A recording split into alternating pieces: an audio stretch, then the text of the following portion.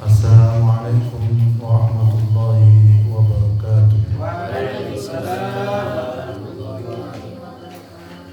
Innal hamdalillah nahmaduhu wa nasta'inuhu wa nastaghfiruh wa na'udzu billahi min shururi anfusina wa min sayyiati a'malina. Asyhadu an la ilaha illallah wahdahu la syarika lah wa asyhadu anna Muhammadan abduhu wa rasuluh. Amma ba'd. Rabbi shrah li sadri wa yassir li amri wahlul 'uqdatam min lisani yafqahu qawli. A'udzu bi kalimatillahi tammah min kulli syaitani wa hamah wa min kulli 'ainin lamah. Alhamdulillah, Bapak dan Ibu sekalian yang dirahmati Allah, bersyukur kita kepada Allah Subhanahu wa taala atas segala nikmat yang diberikan kepada kita sekalian. Nikmat yang tiada bisa kita hitung, saking banyaknya yang diberikan Allah Subhanahu wa taala kepada kita, dan merupakan introspeksi bagi diri kita sampai di mana rasa syukur kita kepada Allah Subhanahu wa taala. Lebih banyak syukurnya atau lebih banyak mengeluhnya? Karena Allah tiada lupa kepada hambanya, karena Allah selalu ingat kepada hambanya, dan karena Allah selalu mengurus makhluknya, mengurus hambanya. Oleh karena itu, Bapak Ibu sekalian yang dirahmati Allah, marilah bersama-sama kita memaksimalkan ibadah kita kepada Allah Subhanahu wa taala, terutama memaksimalkan bagaimana sholat wajib kita menjadi sholat yang khusyuk, menjadi sholat yang khusyuk, agar ibadah kita diterima oleh Allah Subhanahu wa taala. Amin, amin, amin. Bagi umat Islam, ibadah sholat 5 waktu itu merupakan perkara wajib dan harus dilaksanakan. Saking tingginya kedudukan sholat ini baik bagi kaum muslimin, sampai diibaratkan bahwa sholat itu adalah tiang agama. Dari Mu'adz bin Jabal, Nabi SAW bersabda, yang artinya segala perkara adalah Islam dan tiangnya atau penopangnya adalah sholat. Terus bagaimana sholat itu menjadi khusyuk? Sebelum kita menginjak ke sana, ada hadis yang menggambarkan pentingnya sholat dalam Islam. Abdullah bin Umar radhiyallahu anhu, Rasulullah SAW bersabda, Islam dibangun atas 5 perkara.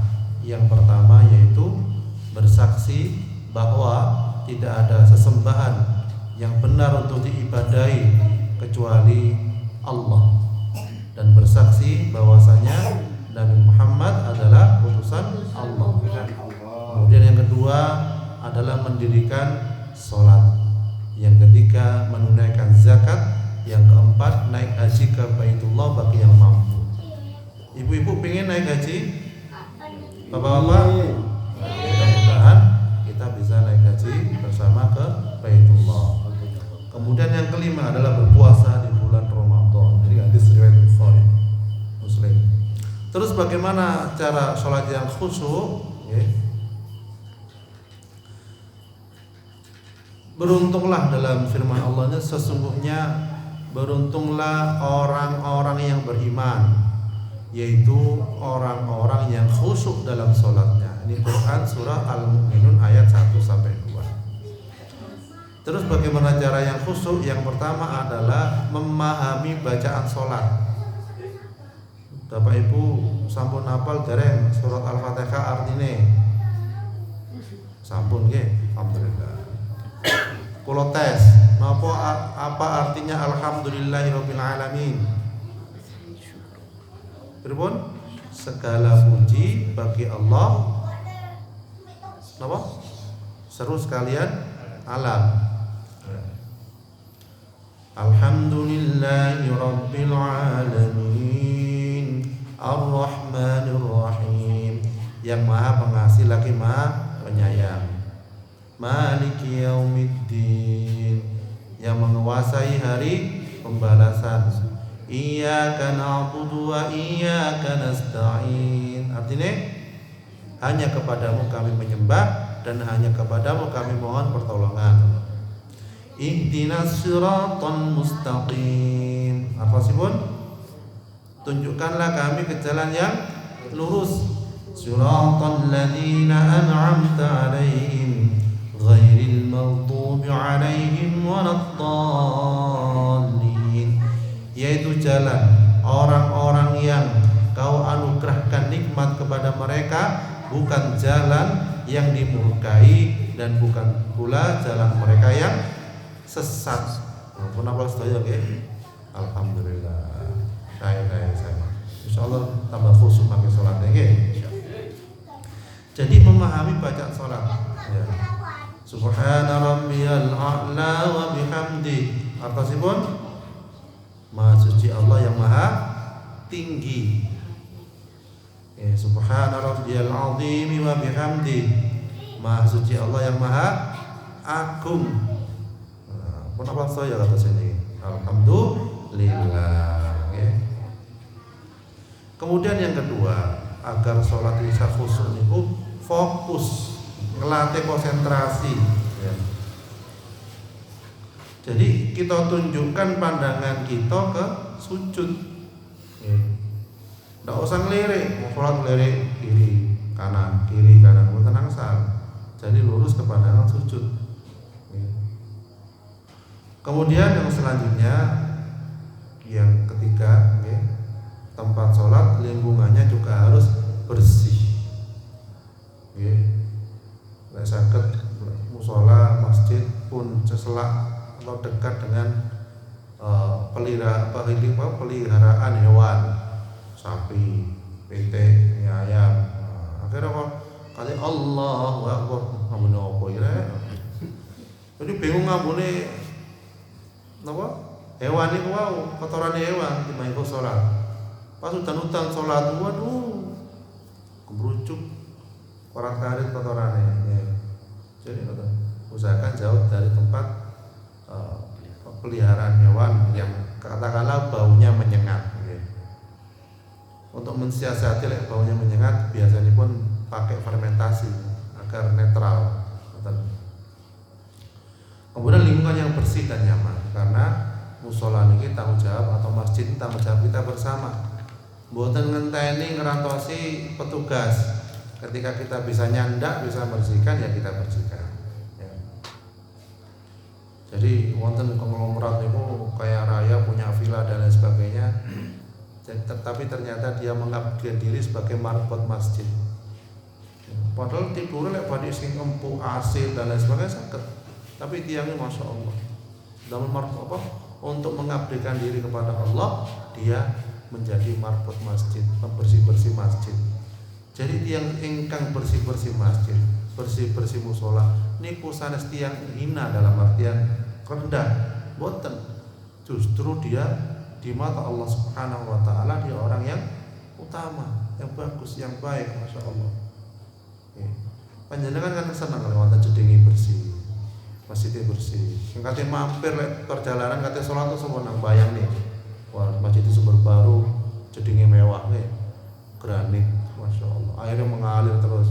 Jadi kerasan masih turu, wonten angsal. Saking enak sirep.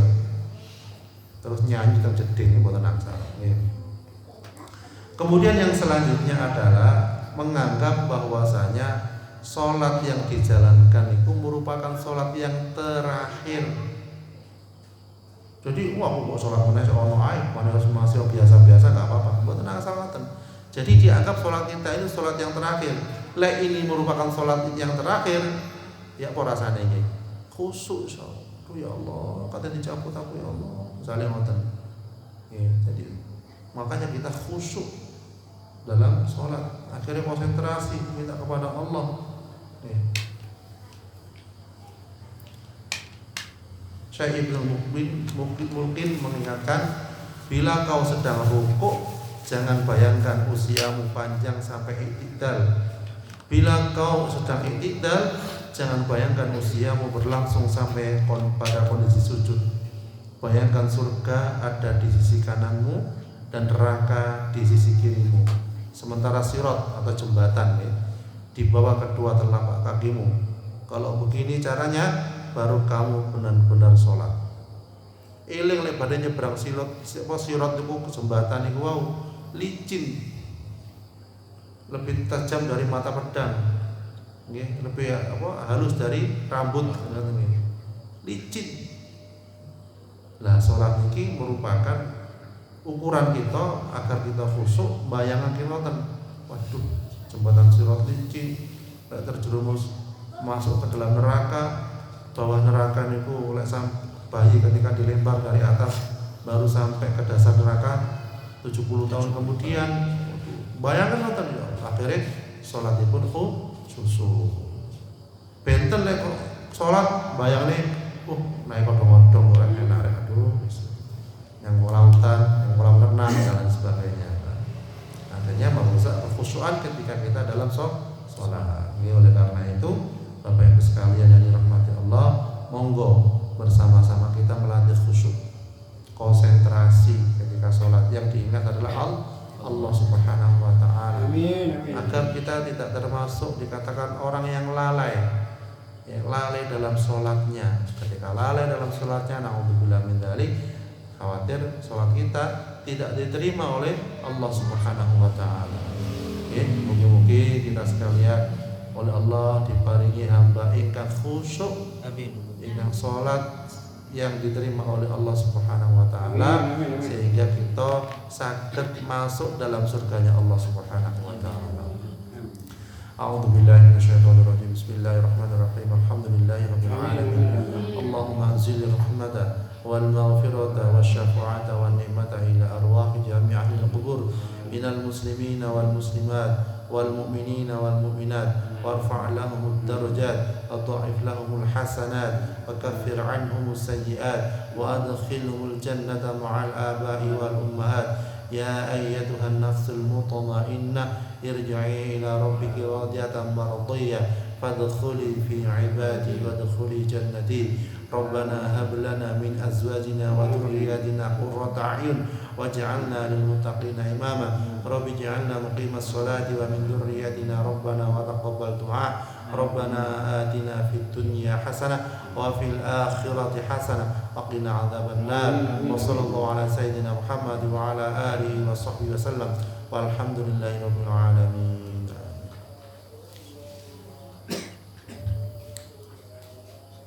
Subhanallahumma bihamdik, asyhadu an la ilaha illa anta, astaghfiruka wa atubu ilaik. Kurang lebihnya mohon maaf. Assalamualaikum warahmatullahi wabarakatuh. Waalaikumsalam.